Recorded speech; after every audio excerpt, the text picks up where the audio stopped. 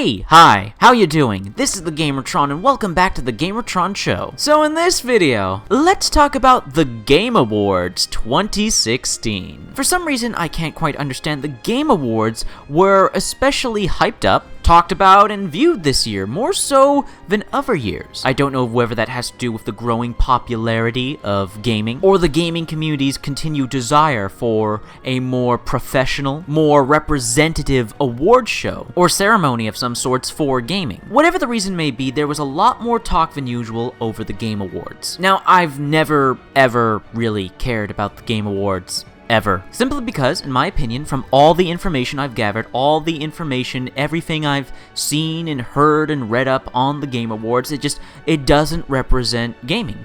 It doesn't represent the core of gaming. And it doesn't seem representative of all of the people who make gaming what it is, besides the game developers. The game developers absolutely deserve praise. Without game developers, there's no games. But without gamers to buy and play the games, there's also no gaming either. There's no gaming industry, there's no gaming community, and I find that the Game Awards are completely unrepresentative of the gamers. But even more so than that, the game developers as well. I look at the Game Awards and all I see, all I hear, all I feel is that of video game publishers. There's something sinister about the Game Awards to me, mostly having to do with, and this has been referred to and talked about before, most notably by Total Biscuit. You can check out his video on the Game Awards. I may disagree with Total Biscuit on a great many things, but I have to say I completely agree with him on his video on the Game Awards 2016, that being the lack of information given, the lack of transparency, really. Because what's bothered me about the Game Awards time and time again, and why I usually ignore it, don't care for it, is that there's no information out there. You can look it up, but there's no actual credible information. There's no credible sources. There's no citations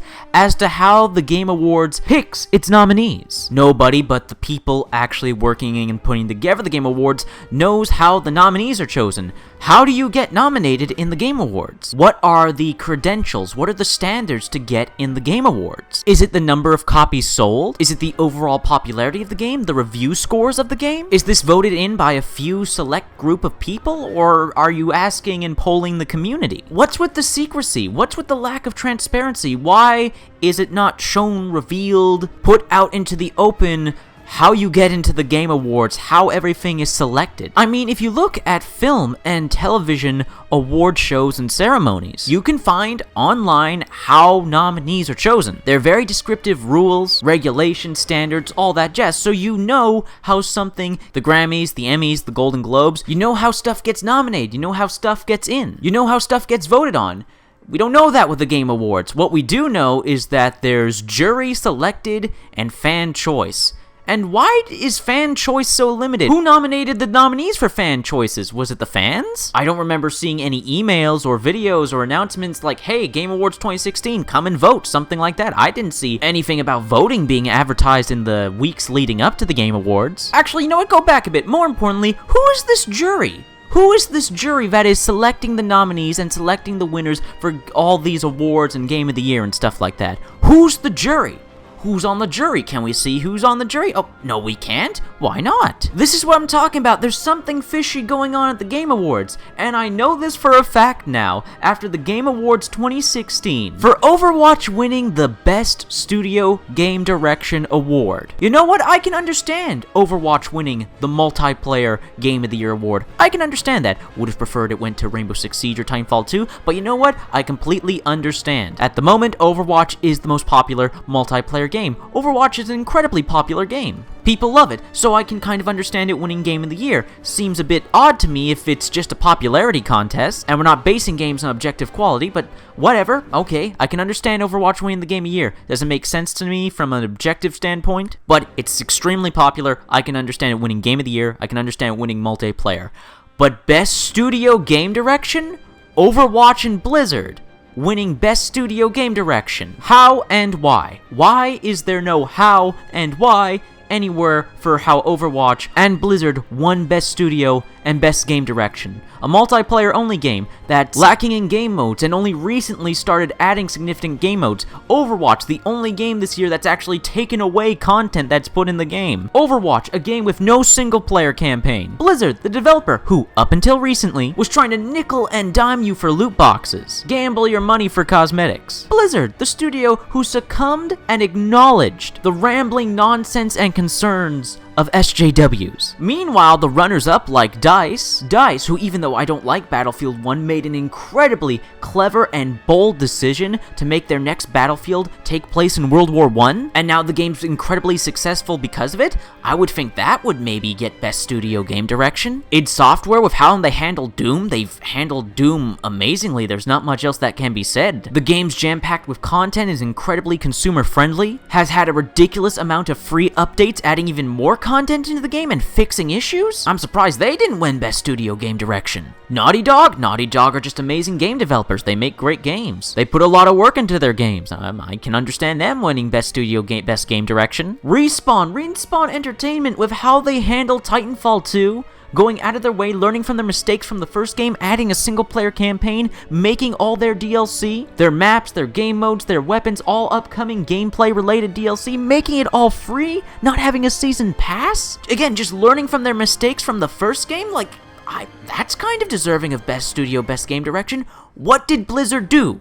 What did Blizzard do with Overwatch that made them Best Studio with Best Game Direction? What did they do? Where's the how and why? They made a very popular multiplayer game. That's it. If you're looking at the actual actions of the developer and what they've done for the community, for the gamers, for the industry, I don't know, but all these runners-up seem more deserving. It's not about, I'm not whining or crying because, oh, Blizzard win and these others didn't. It's not that. It doesn't make any objective sense. When you look at it, when you analyze it, it doesn't make any sense. What did Blizzard do to deserve Best Studio, Best Game Direction compared to what these other developers did? We don't know, because the Game Awards doesn't give an explanation for how this stuff is voted on. Who is the jury? Who is this jury that selected the nominees and selected the winners? We don't know. They're being completely untransparent with the award process. But you know what? It's more than that. It's more than that one silly award. If you look at most of these awards are pretty silly. While some are understandable and deserving, best performance going to Nolan North, of course, best soundtrack, art direction, all that jazz. Those awards make sense. But what's this nonsense with best action game and Best Action Adventure Game? What's the difference? All of the nominees for Best Action Game and Best Action Adventure Game can all be considered action games and action adventure games. What is the criteria? What is the difference for an action game and an action adventure game? It says here in the description on their website that for Best Action Adventure Game, it's a game that combines combat with traversal and puzzle solving. But in the nominees for Best Action Game, all of the nominees have traversal, combat, and puzzle solving. What, do you need to have stealth? Is that the contender that gets you into Best Action Adventure Game? Does having an element of stealth automatically make you a nominee for Best Action Adventure? How does that work? Because I see Dishonored 2 there, I see Hitman there, but I don't see stealth as something they're looking for in the description. And in all seriousness, how is Deus Ex Mankind Divided not in the nominees? Come on. Now, I'm sure quite a few of you think I'm being a bit silly at this point. I'm just ranting and raving, and I hope that's not coming off. I hope it's not coming off as a rant and rave as I inject some emotion and some life into this video.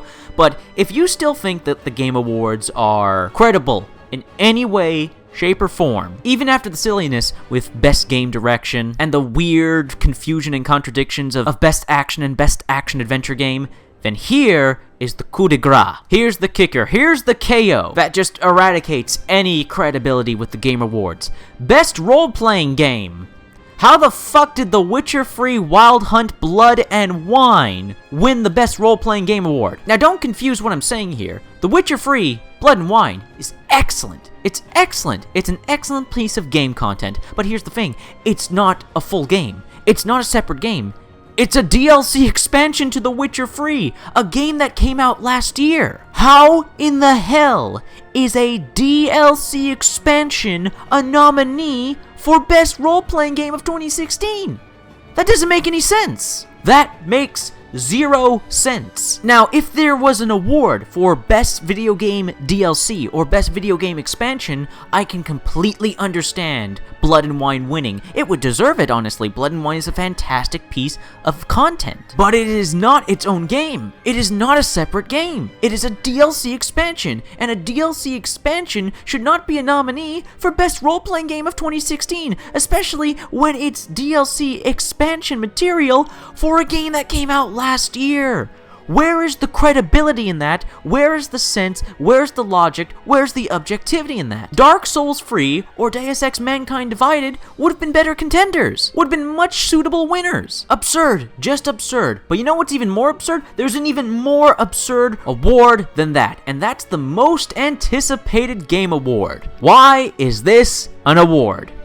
How is this an award? Most anticipated game? Now we're giving awards to games that aren't even out yet. It's an award that's meaningless in the long run and in the grand scheme of things, because when the game comes out, this most anticipated game award isn't going to help much with the actual game's actual quality. And finally, the purpose of this award is just downright insidious, because literally the entire purpose of this award is to generate hype. That's all this award is. It's a hype generator. It's only there to generate hype for a game. It doesn't actually state that the game is of quality, that it actually got an award because it deserved it, because it did something. This award literally just exists for marketing material. Wow. Just wow. Okay, so we've got a complete lack of transparency with the Game Awards. We have no clue how this system is operated, what the rules and standards are to get nominated or get awarded. We have no clue who this jury is that does all this behind the scenes. There's very little actual advertisement for the Fan Choice Awards, the awards you actually get some say in, barely advertised. Oh, and the awards themselves,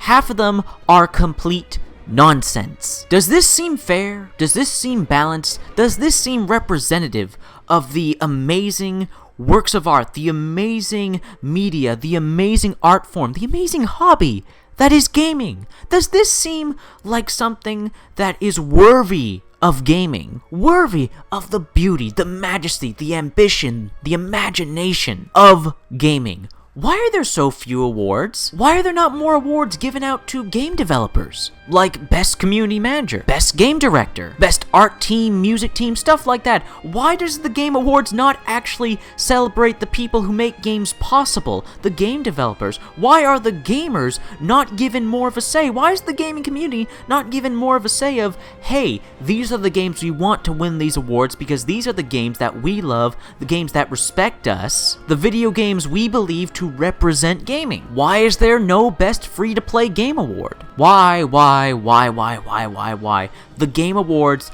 just raise too many questions. There's too much about the Game Awards that doesn't make sense and doesn't add up to any sort of credibility. I can understand why some people want to support the Game Awards, and they want the Game Awards to become bigger, more official. They want people to take gaming seriously. People take gaming seriously. Look at the explosion of popularity of gaming over the past few years, online, offline. Despite a generation and certain groups of people who don't like video games, who don't get video games, gaming is taking over. Almost everyone's a gamer now. And gaming deserves better. This hobby, this art form, this media deserves better. It deserves more respect. The gaming community deserves more respect. The game developers, most of all, deserve way more respect for the hard work and effort and the dreams they bring to life with their products. Game developers should have more of a say in these kind of game award events.